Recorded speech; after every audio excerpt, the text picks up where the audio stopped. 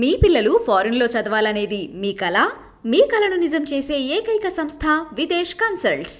Sir అయితే ఈ గర్భాశయంలో వచ్చేటువంటి ప్రాబ్లమ్స్ వల్ల కొంతమంది ఏం చేస్తూ ఉంటారంటే గర్భసంచిని తీయించేసుకుంటూ ఉంటారు.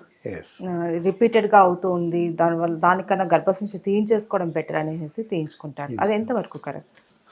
ఆల్టర్నేషన్ లేదు అనే ఉద్దేశంతో తీసేస్తారు. కొన్ని సందర్భాల్లో ఏంటంటే పూర్తిగా ఇన్ఫెక్ట్ అవుతుంది. ఇందాక చెప్పినట్టు సిస్ట్ ఉంటుంది, చెప్పాం కదా, గడ్డలు అవుతాయి, అవి కంప్లీట్గా రప్చర్ అవుతాయి, లోపల పగిలిపోవడం, దానివల్ల గర్భాశయం మొత్తం ఇన్ఫెక్ట్ అవుతుంది లోపల. అలా వరస్ట్ కండిషన్, పూర్తి వరస్ట్ కండిషన్ ఉంది. తర్వాత నెల్సర్ రావడంలో కూడా మామూలుగా generally bleed red colour, blackish red లేదా బ్రౌనిష్ కలర్ వస్తుంది. అలా కాకుండా ఎల్లోయిష్ కలర్, గ్రీనిష్ కలర్, ఇలా రకరకాల కలర్స్ మారిపోతుంటాయి. Depend upon the hormone levels దెబ్బతింటాయి. దానివల్ల ఈ బ్లీడ్ వచ్చే టైం, నెలసరి రావడంలో బ్లీడ్ అంతా రకరకాల కలర్స్ వచ్చే అవకాశం ఉంటుంది. అలా వచ్చినప్పుడు ఏంటంటే ఇంటర్నల్ యూట్రస్లో ఇన్ఫెక్షన్స్ ఉన్నాయని అర్థం.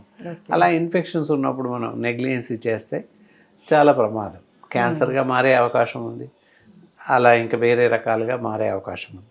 అలాంటి పరిస్థితుల్లో జస్ట్ కంపల్సరీ రిమూవ్ చేయాల్సిన అవసరం ఉంటుంది.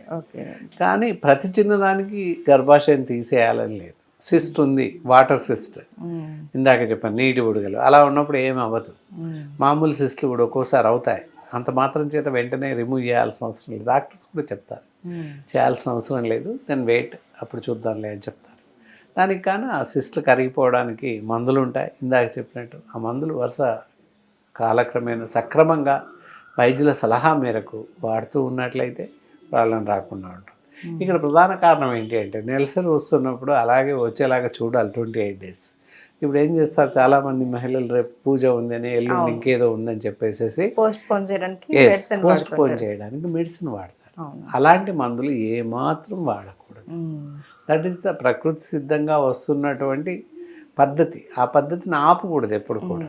ప్రెగ్నెన్సీ కూడా రాకుండా టాబ్లెట్స్ అవి వాడుతూ ఉంటారు, అవి వాడకూడదు. అలాగే ఇందాక చెప్పినట్లు ఏదైతే నెలసరి రాకూడదు అని ఆపేస్తుంటారు.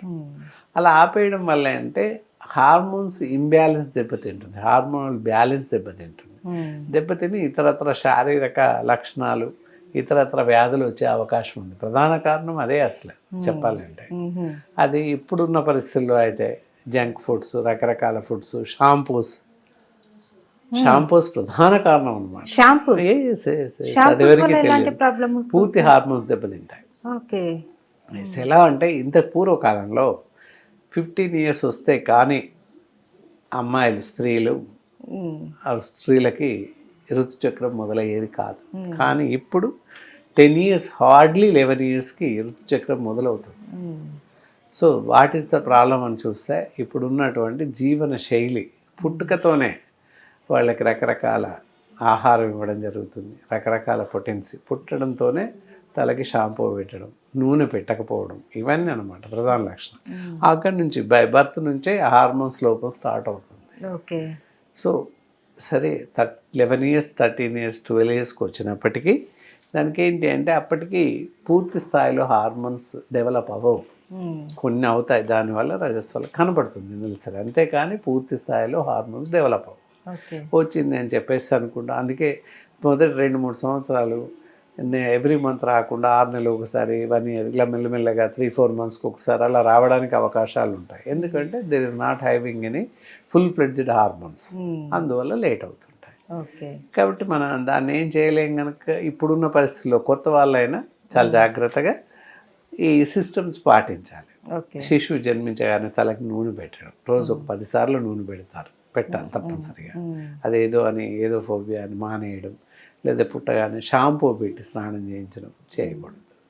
పిల్లలైనా పెద్దలైనా హెడ్ బాత్కి షాంపూ వాడకూడదు. అది ప్రధాన కారణం. హార్మోన్స్ దెబ్బతినడానికి చాలా కారణాలు అవి. Thank you so much sir. నమస్కారం.